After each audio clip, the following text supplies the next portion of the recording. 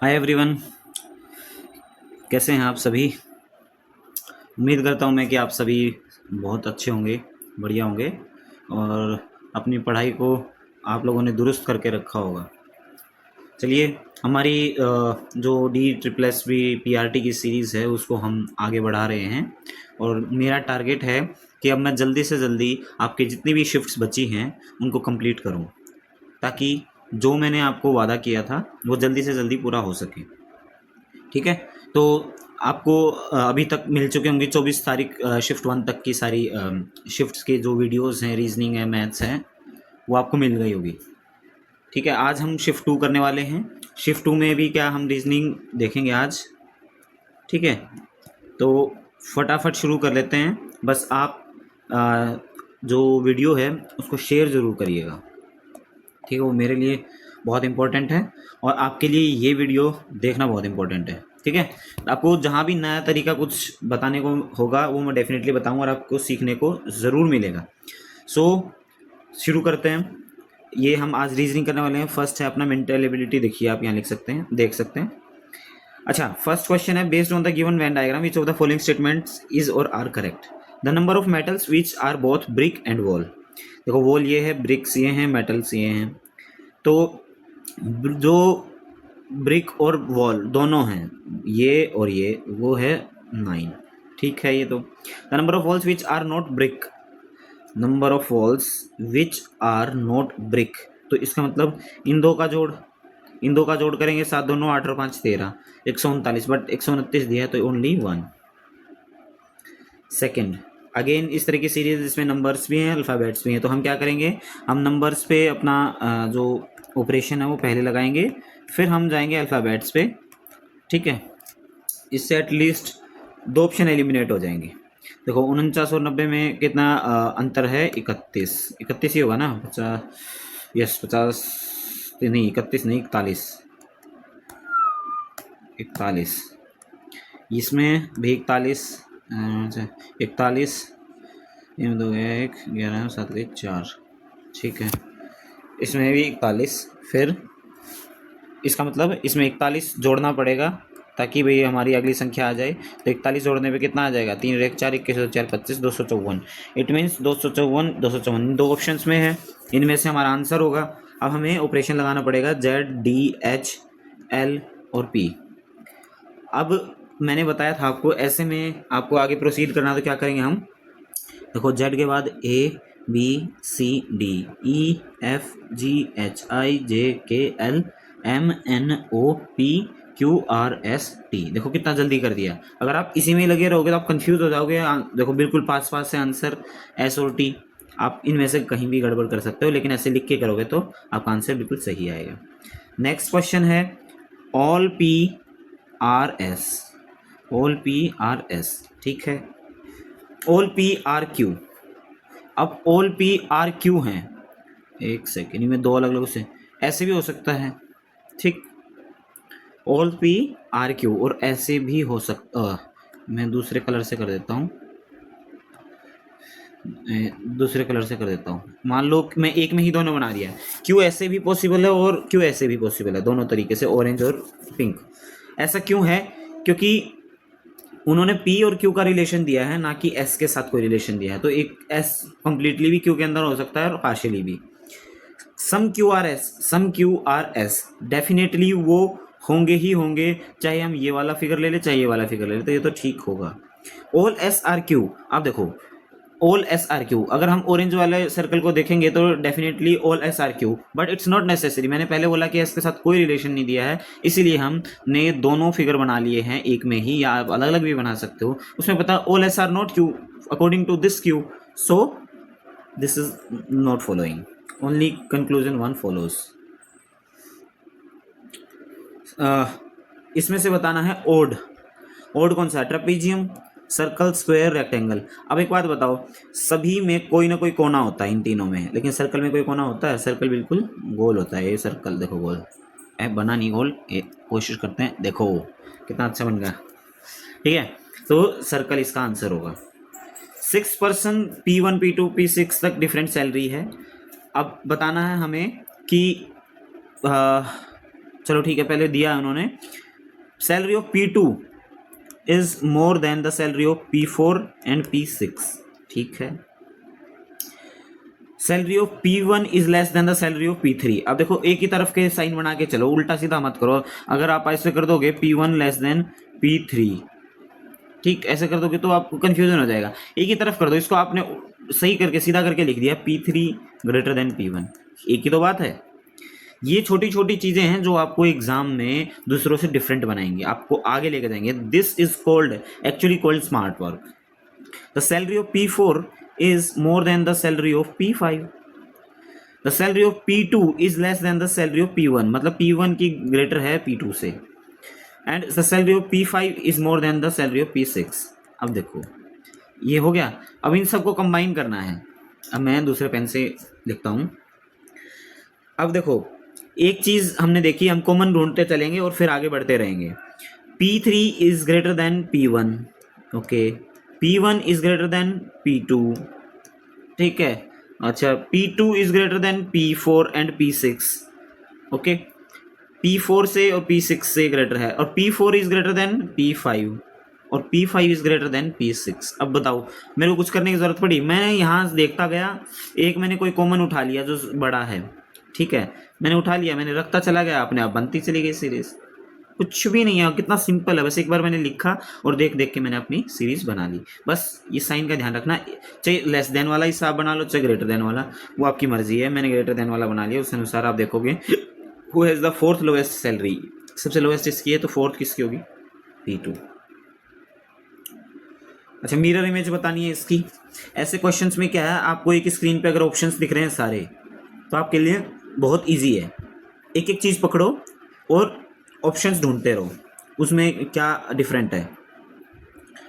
अब मान लो आपका जैसे इसमें क्या चीज़ डिफरेंट है ऑप्शंस में, पहले देखो कि ये वाला जो पोर्शन है ना, ये कुछ में सेम है, कुछ में अलग है, एक में अलग है। देखो इसमें अलग है, इसमें अलग है, तो पहले देखो कि नीचे की तरफ है लाइन, लेकिन इसमें ऊपर की तरफ, तो ये फॉलो नहीं करेगा। अब दूसरी चीज़ क्या डिफरेंट है, देखो ट्राइंगल सेम है, इसमें ये तो देखना ही नहीं है, इसमें भी सेम है, इसमें तो ट्राइंगल देखने का कोई बेनिफिट नहीं है। इसीलिए बता रहा हूँ कि पहले ऑप्शंस देखो, उसमें किसमें क्या क्या डिफरेंस है, जिसमें डिफरेंस है फिर हम वो चीज़ अपने क्वेश्चन फिगर में देखेंगे। अब हम देख रहे हैं झंडा। देखो झंडा आप देखोगे तो इसका बेस इस तरफ है, इसका बेस इस तरफ है, इसका बेस राइट साइड में। तो हमें पता चलना चाहिए कि जो बेस है, अगर हम मिरर इमेज देखेंगे तो राइट साइड में आएगा। देखो इसका लेफ्ट साइड में, तो इसका मिरर इमेज में राइट साइड में आएगा, लेकिन इसका लेफ्ट साइड में, तो ये भी फॉलो नहीं करेगा। अब दो ऑप्शन बच गए। और क्या है, ट्राइंगल इन दोनों में सेम है, ये भी सेम है, ये फिगर भी, लेकिन ये लाइन है ना, देखो इसमें ये लाइन डिफरेंट है। अब इसको हम कैसे चेक कर सकते हैं, ये नीचे से ऊपर की तरफ जा रही है, तो मिरर में ऊपर से नीचे की तरफ आएगी, ऊपर से नीचे की तरफ सिर्फ इसमें है, इसमें नहीं है, दिस इज रॉन्ग। तो ऐसे कर सकते हो। मान लो ये छोटी छोटी चीज़, एक एक चीज़ को पकड़ के चलना है, सारी इकट्ठी देखोगे तो कंफ्यूज हो जाओगे, क्योंकि हम एलिमिनेट करते हुए चल रहे हैं। किसी में कोई चीज़ सही दे रखी होगी, कोई चीज़ गलत, तो ऐसे में कंफ्यूज हो जाओगे। बट एक एक चीज़ करके एलिमिनेट करोगे तो ईजी रहेगा। देखो भाई 8 लड़कियां बैठी हैं नॉर्थ फेस करके, मतलब ये है आपका नॉर्थ, ऐसे यहाँ इस तरफ फेस करके बैठी हैं। 4 girls sit between D and H। अलग अलग पेन से बना लेते हैं। D और H के बीच में 4 लड़कियां बैठी हैं, तो DH ऐसे ही बैठ सकता है और DH ऐसे भी बैठ सकता है, ठीक है। दोनों केसेस रख लिए हमने। 2 girls sit between H and B। अब इसके अकॉर्डिंग मैं देखूँ B यहाँ होगा, और इसके अकॉर्डिंग देखूं तो B यहाँ होगा, क्योंकि H और B के बीच में 2 बैठने हैं, तो ऐसे बैठ सकते हैं, ठीक। G sits third to the left of A। तो अभी A और G का कोई जिक्र नहीं है, इसलिए हम इसको छोड़ देते हैं। E is the neighbour of D। अब E is the neighbour of D। अब हमें पता नहीं है, इधर भी हो सकता है वो नेबर, और इधर भी हो सकता है, इधर भी हो सकता है, तो हमें पता नहीं है, इसको भी एक बारी के लिए भूल जाएं।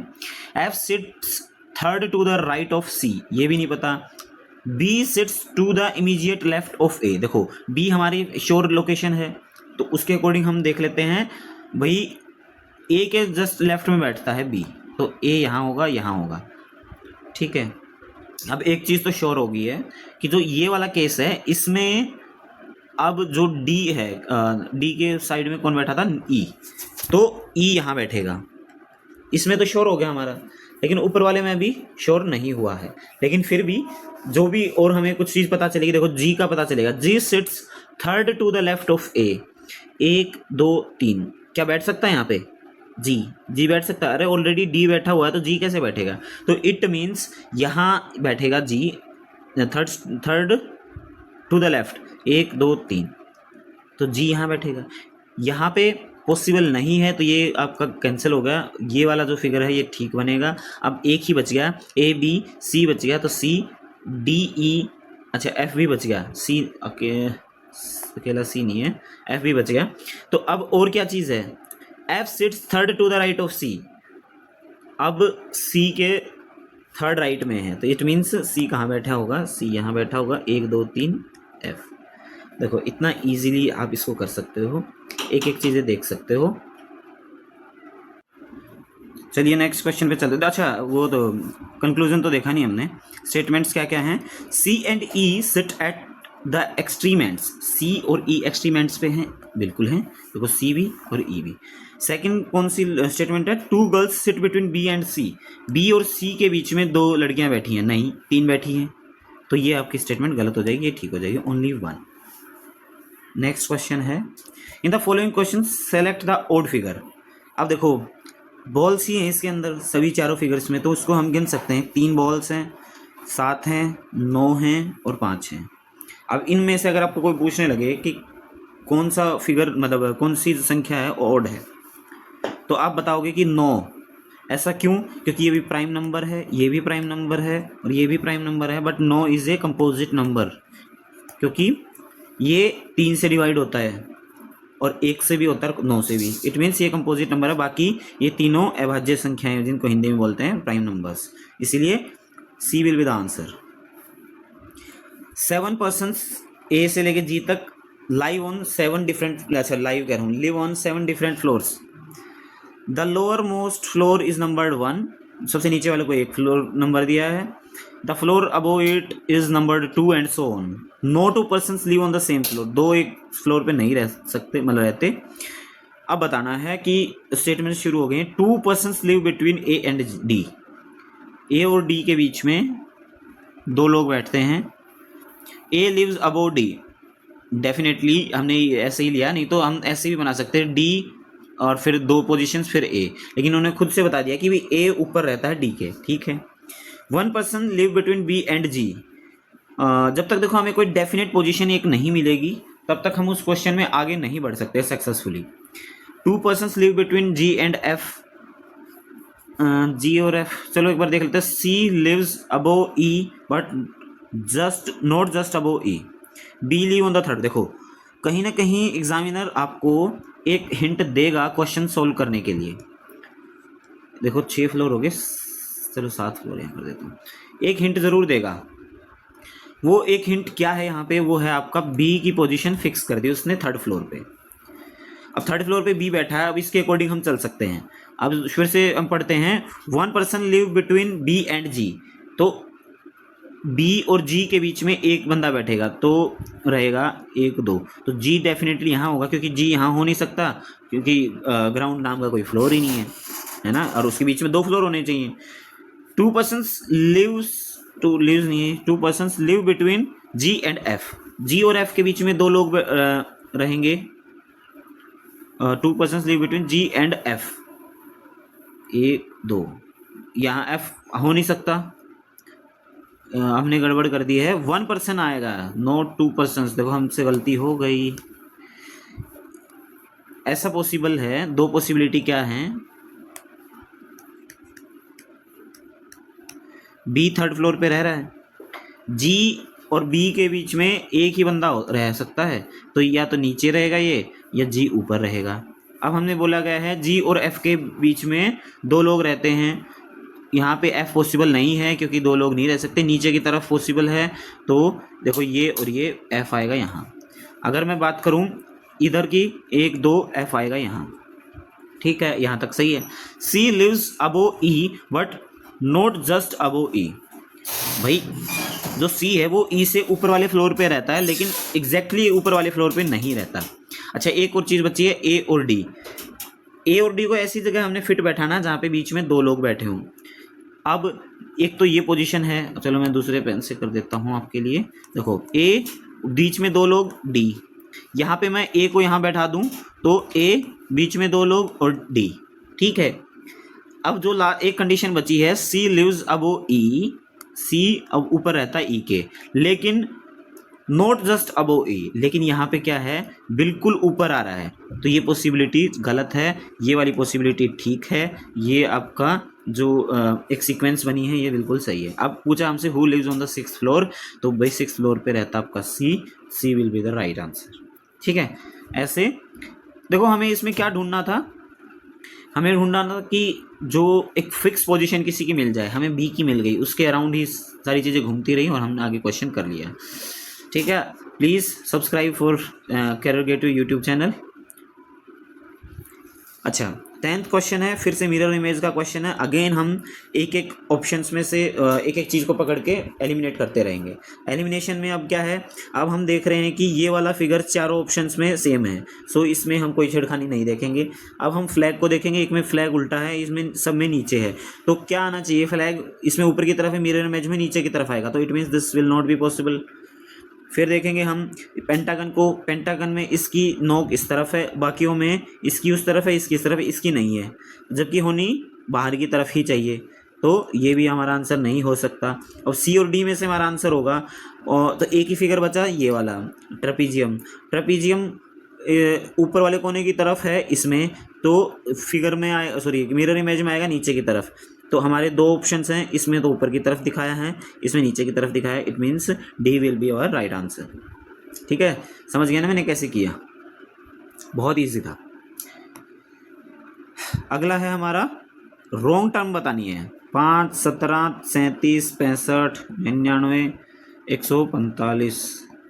फटाफट इसका डिफरेंस देख लो, 12 का है, इसमें है 7 7 3 20, और इसमें आ गया आपका 15 में 7 गया 8, 5 में 3 गया 2 28, इसमें 9 में 5 गया 4, 9 में 6 गया 3, और इसमें आ गया आपका 15 में 9 गया 6, और 13 में 9 गया 4, 46।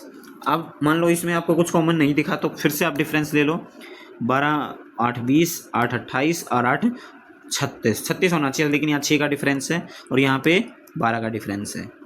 इससे आपको एक चीज़ पता चली कि अगर यहाँ पे 36 होता तो यहाँ भी 8 का डिफरेंस होता, और यहाँ भी 46 है क्या, 140, हाँ यहाँ पे, सॉरी यहाँ पे 34 नहीं, ये ज़्यादा होता, कितना ज़्यादा, बल्कि ये आपका थोड़ा सा ज़्यादा होता, इसको कितना 36, और 65 में 36 आप जोड़ोगे तो कितना आना चाहिए, 101 होता ना।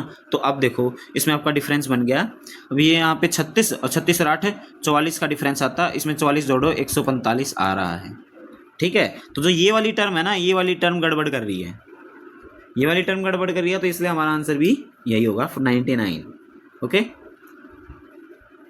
मतलब यहाँ पे हमने चेक कर लिया कि ये वाला जो 8 वाली जो फॉर्म है वो फॉलो नहीं हो रही। अगर यहाँ पे सिर्फ 2 ज़्यादा होता 99 में, तो हमारे जो ये वाला डिफरेंस है, ये 2 यहाँ ज़्यादा हो जाता और यहाँ पे कम हो जाता, तो 8 और ये जो भी है आ जाता अपने आप ही, ठीक है। How many nights are days but not reverse, भाई ऐसी नाइट्स जो रिवर्स नहीं है, नाइट जो रिवर नहीं है, तो वो हमारी ये हैं, ये वाली डेज का कोई बात नहीं। How many nights are days, अच्छा nights are days but not reverse, तो 28 नहीं हुआ। क्वेश्चन देखो ध्यान से पढ़ना भी ज़रूरी है। अच्छा पेपर और पल्प का रिलेशन दिया है और सिमिलर रिलेशन हमसे पूछा गया है, तो ऐसे में आपको मन ही मन बोल के चलना है। मन ही मन कैसे बोल के चलना है, जैसे पेपर बनता है पल्प से, ठीक है, फर्नीचर बनता है ब्रिक से नहीं, लेदर बनता है शूज से नहीं, गोल्ड बनता है ज्वेलरी से नहीं, मेटल बनता है और से, बिल्कुल ठीक है। ऐसे मन ही मन ऐसे बोल के चलोगे जो रिलेशन है वो आप इजीली कर पाओगे। अब देखो ये क्वेश्चन है, इसमें फर्स्ट टर्म उठा लो, ZEJOTY, इसमें हम देखेंगे जेड के बाद ABCD, E हो गया FGHIJKLMNOPQRSTUVWXY, तो भाई इसमें तो कोई प्रॉब्लम निकली नहीं। अब दूसरी वाली लेके चलते हैं। दूसरी वाली है CIOUAG।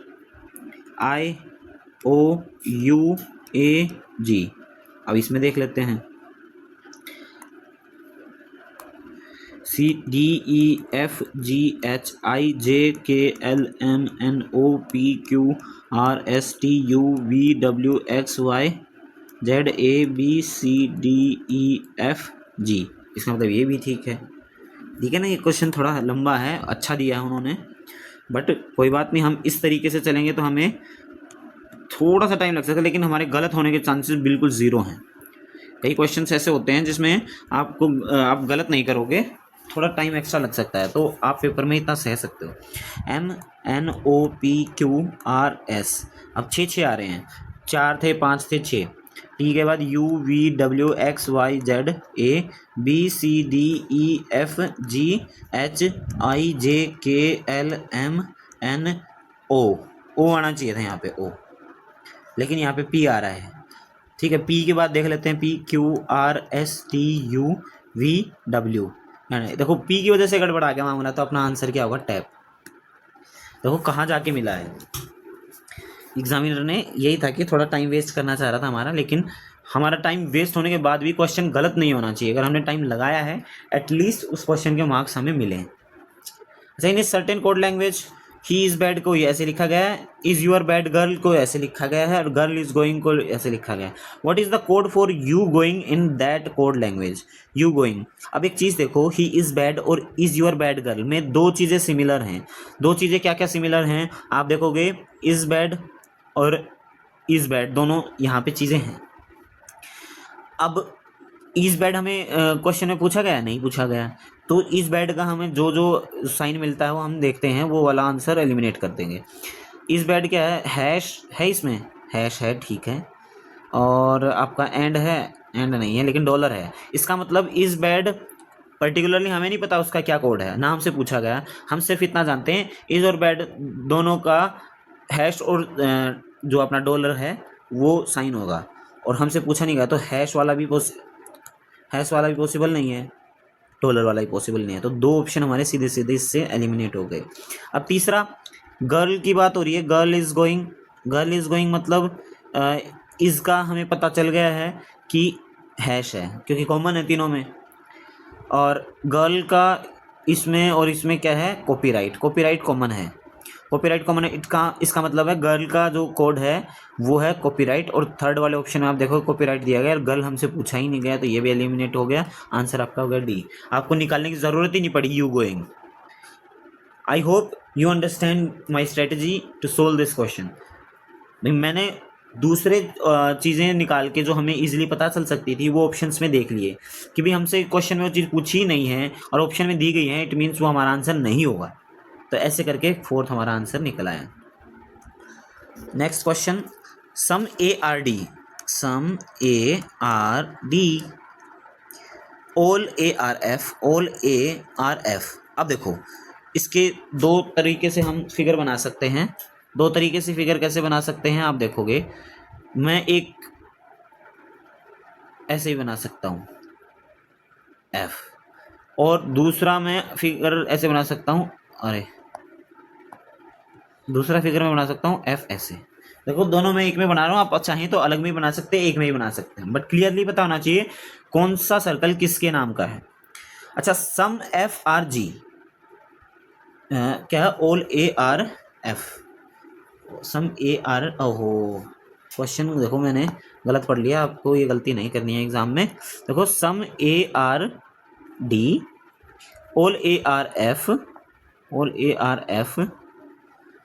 सम FRG। अब मैं ऐसे कर सकता हूँ, देखो ये है सीखने वाली चीज़, सम FRG, या तो ये पॉसिबल है, या फिर ऐसे भी कर सकता हूँ मैं, जी को ऐसे भी कर सकता हूँ,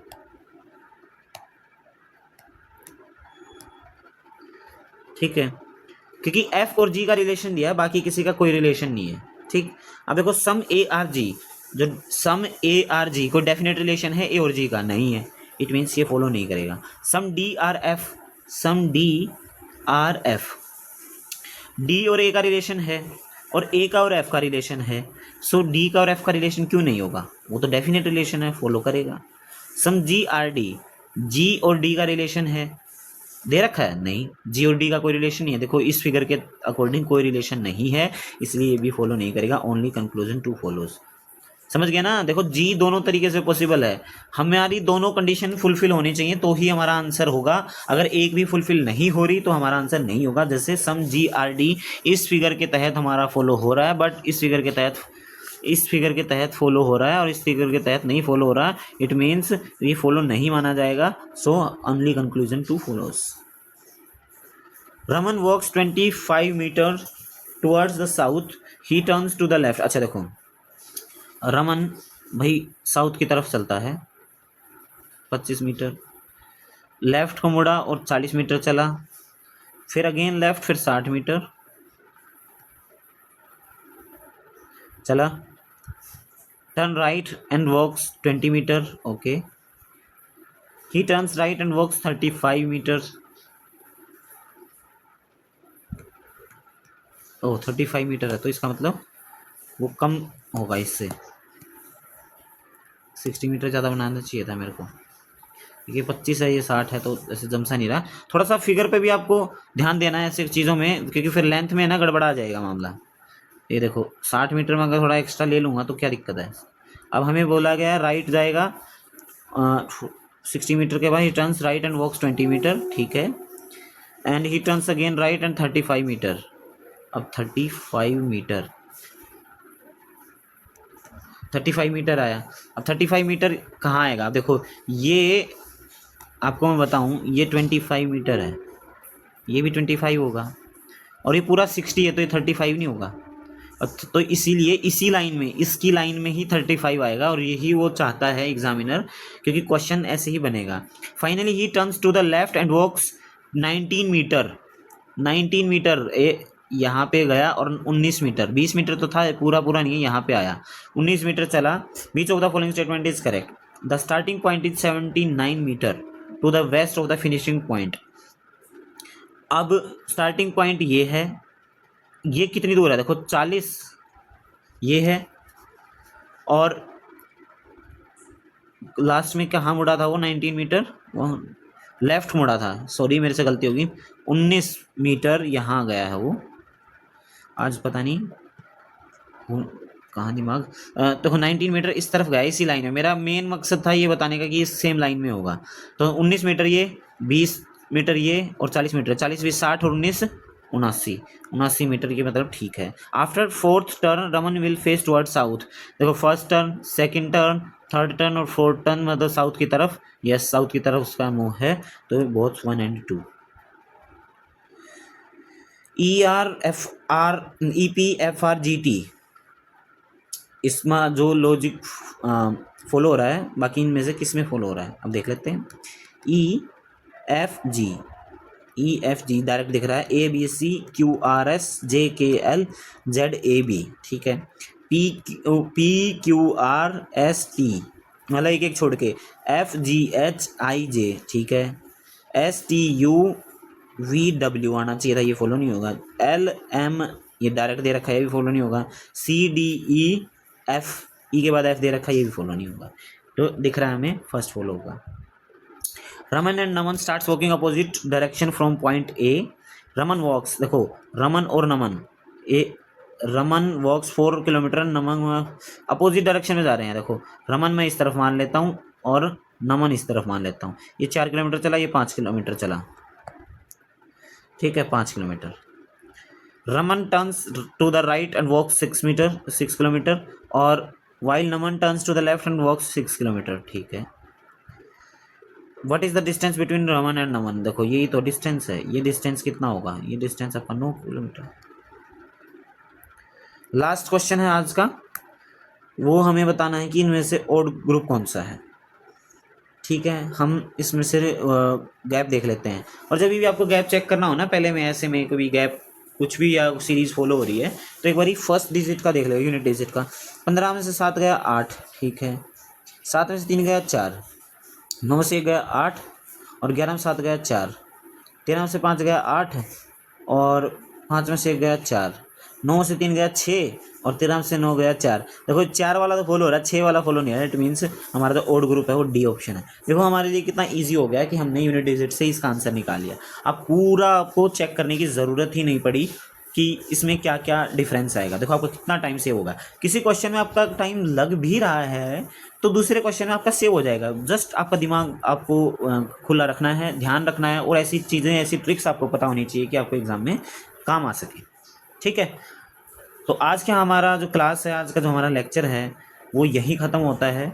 नेक्स्ट वीडियो में हम इसी शिफ्ट के मैथ्स के क्वेश्चंस लेके आएंगे आपके लिए, और आप अपना जो क्वेश्चंस आपको नहीं आते हैं, जो अच्छे लगते हैं, जो आपका वीक पॉइंट है, आप अलग से एक नोटबुक में उनको लिख सकते हैं और अपने नोट्स तैयार कर सकते हैं जो कि आपके लास्ट मोमेंट में काम आएंगे। ठीक है, चलिए नेक्स्ट वीडियो में मुलाकात होगी। बाय बाय, टेक केयर, जय हिंद।